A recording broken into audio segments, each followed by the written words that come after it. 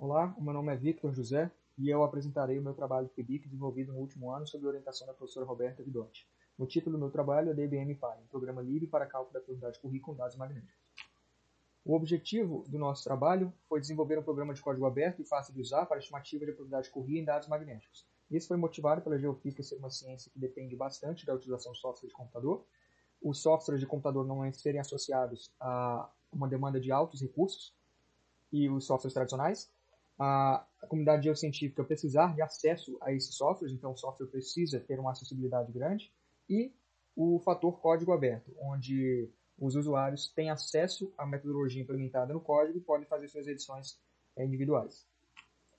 Os dados de fluxo de calor para a geração de modelos geotérmicos da crosta são escassos, então a geofísica, através dos métodos magnetométricos, apresenta a solução para a superfície Curie.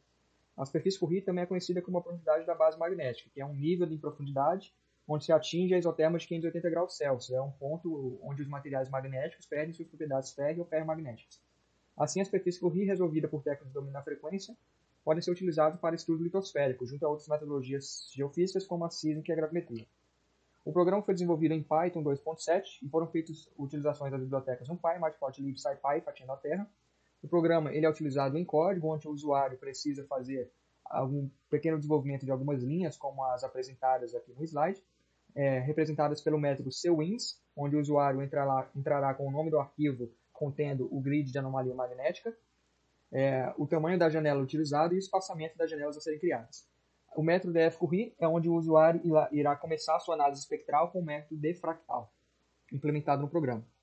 O usuário precisa inserir a primeira janela que será utilizada no procedimento iterativo de análise, dado por WI, a última janela, dado por WF, o formato em que estão escritas as janelas, como TXT, por exemplo, o diretório onde estão salvas as janelas, o nome da pasta de projeto onde serão salvos os resultados, como as figuras de análise, e o limite de número de onda que será utilizado para visualização. Nós utilizamos o compilado de dados magnéticos do Brasil, conhecido como Mapa Magnetométrico do Brasil, uma colaboração do CPRM com várias instituições federais brasileiras.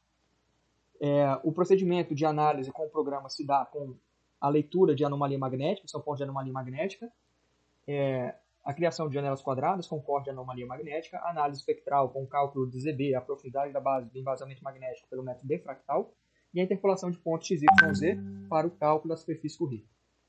Aqui é um exemplo da interpretação de uma janela, onde são encaixadas retas no espectro radial de potência para cálculo do ZT e Z0, a profundidade de centro e a profundidade do topo da fonte magnética. A partir dos Z0 e ZT calculados, o usuário consegue calcular o valor de ZB. Então, com picos menos observáveis, o usuário, com as setas direcionais para cima e para baixo, consegue variar o fator, o índice fractal, para que os picos fiquem mais observáveis e as retas possam ser encaixadas com mais certeza. Uma vez encaixadas, o usuário aperta a tecla D para calcular o valor de ZB. Aqui é um exemplo de resultado, onde o usuário entra com o fator a análise de qualidade do resultado. A curva modelada precisa ter um pequeno desajuste em relação à curva dfractal. Isso indica um dado de qualidade e a janela pode ser aceita para o cálculo da superfície Curie. Para a validação do nosso programa, nós fizemos a superfície Curie da bacia do Parecis, o dado magnético apresentado anteriormente. Nós obtemos resultados de 17 até 55 km de profundidade, onde os valores de profundidade mais elevados foram encontrados a leste e ao centro da bacia, e valores mais rasos a oeste.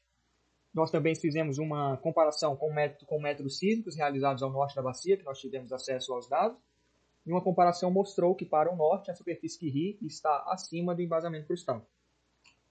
Então, como conclusões, o Python se mostrou um ambiente apropriado para o desenvolvimento de códigos em geociências, devido à sua vasta disponibilidade de bibliotecas e a vasta funções matemáticas como a transformada de Fourier e a regressão linear.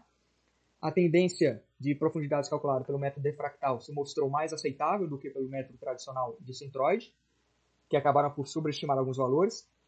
E o norte da bacia do Parecis, a resposta do sinal magnético das rochas é interrompida antes do embasamento crustal.